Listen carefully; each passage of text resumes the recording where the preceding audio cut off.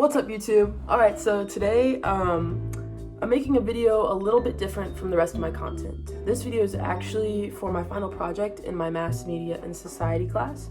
My wonderful professor asked me to take a media that we've learned about this semester and advance it 25 years into the future.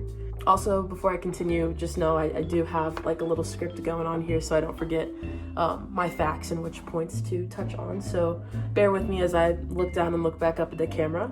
So in this class, we've discussed mediums such as magazines, newspapers, books, PR, social media, radio, TV, and music. I decided that I'm going to talk about what the music industry will look like 25 years into the future. Alright, so I chose music because it's obviously my favorite, and with the digital download age and the declining sales and CDs and albums, we've already seen a ton of change in the industry over the past so many years. But today I will be focusing on the live performance aspect of the music industry and how in 25 years I think that virtual reality and augmented reality are going to become very popular. Before I dive in case you are unfamiliar with these technologies, virtual reality is, according to Google, the computer-generated simulation of a three-dimensional image or environment that can be interacted with in a seemingly real or physical way by a person using special electronic equipment, such as a helmet with a screen inside or gloves fitted with sensors. So that definition was really confusing, I think.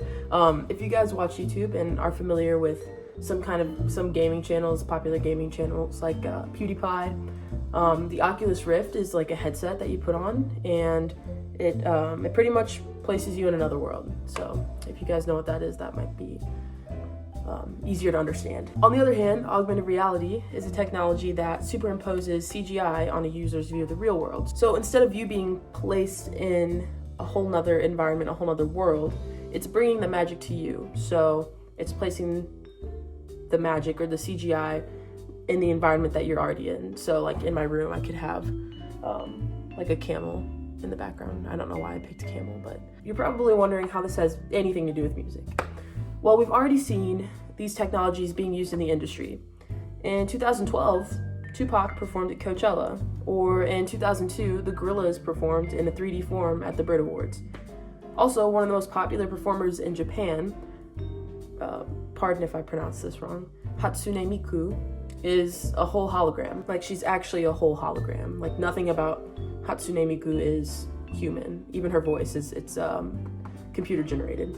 So augmented reality has the power to bring the performer to you, whether they're still alive or not. Like, can you picture this? In 25 years, you can enjoy a whole concert from the comfort of your own couch while Billie Eilish is performing in your living room. Even though we've seen a few examples of augmented reality concerts, it obviously hasn't taken off yet. We've seen it used here and there, but an article in Rolling Stone brought up the point of controversy. How ethical is it to keep the dead performing? How can you make them tour when they don't have a say on whether they want to or not? I think these problems will be straightened out in 2045 and people will figure out how to fix it. It might be one of those things where it might end up being in the will of a musician to clarify whether they would be okay with that happening after they pass. Now, when it comes to VR, there have been more advances in that technology. Even though the popular advances have to do with gaming, in 2017, Imagine Dragons teamed up with Next to VR, Live Nation, and Citibank and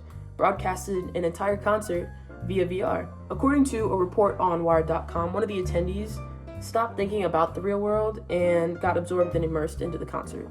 I personally have never used fancy VR technology, especially going to a concert, but even YouTube, if you guys haven't tried it out, they have 360 videos. I highly recommend you looking into that. So when you view the video, wherever you look with your phone, you also move around in the video. They sell cheap headsets that you can just insert your phone in, so you don't have to, you can you're actually there and you can look around, and it essentially gives the same effect as an Oculus Rift. It's just not as high quality. It really does feel like you're in another world, and I have done that before, and it really is easy to forget where you are physically and just really travel to this new place in your head.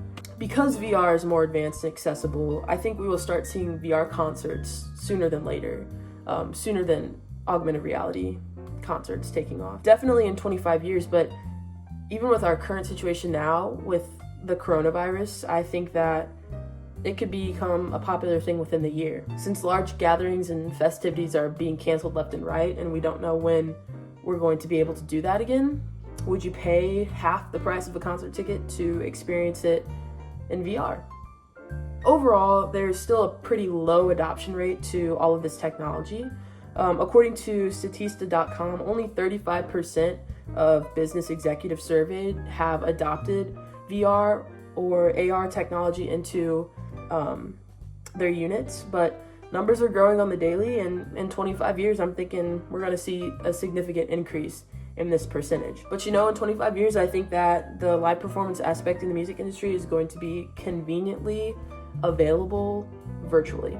Thank you guys for watching today's video. I hope you guys found it interesting and informative.